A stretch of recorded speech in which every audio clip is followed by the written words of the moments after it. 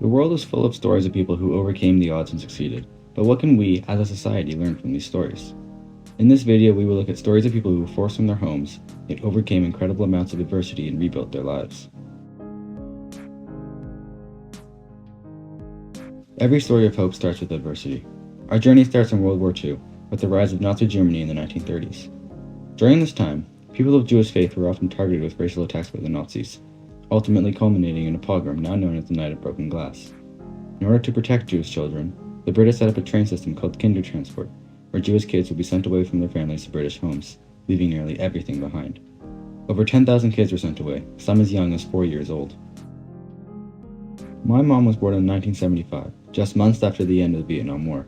Like many refugees, her family left the country by boat in search of a better life, leaving her parents and their livelihood behind. We were stopped by one of the fishing boats on the sea, and I found out later that it was a Thai fishing boat that were stopped. They went up the boat and they go through everybody and looking for gold. My dad carried all the gold, so we lost everything. Greenwood became what it was, not because it was included. It became Greenwood because it was excluded. And so it was excluded from the normal society, but it built a society within itself. It became what it became. In 1921, Tulsa, Oklahoma was home to Greenwood, one of the most prosperous black neighborhoods in the world. Known as Black Wall Street, hundreds of black businesses prospered in this area. This all ended with the Tulsa Massacre, where the entire community of Greenwood was burnt to the ground, and dozens of people killed in the process. Even though people lost everything, the residents of Greenwood were determined to rebuild their lives. Booker T. Washington High School, one of the few buildings that survived the event, produced many incredible stories of people who overcame the horror of the Tulsa Massacre. Booker T. Washington High School put out some of the great people of our society, whether they was in Tulsa, Oklahoma, all over the world. You know, there were scientists, there was surgeon generals, there was people who crossed the color barrier in golf by the name of Bill Spiller. Bill Spiller was 8 years old during the Tulsa Massacre. After graduating from Booker T. Washington, he pursued a career in golf. He was denied this opportunity due to the color of his skin, even though he was an incredible golfer, once sharing a championship with the legendary Ben Hogan. He dedicated his life to creating opportunities for black golfers. His hard work can be traced to today, where some of the best golfers in the world received chances because of his work. In 2015, he was posthumously inducted into the Oklahoma Golf Hall of Fame, even though he never played in the PGA.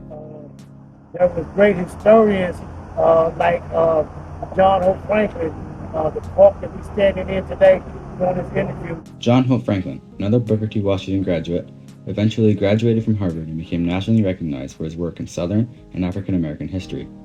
Even though he and Bill Spiller endured the Tulsa Massacre, they both showed resilience and built a life for themselves.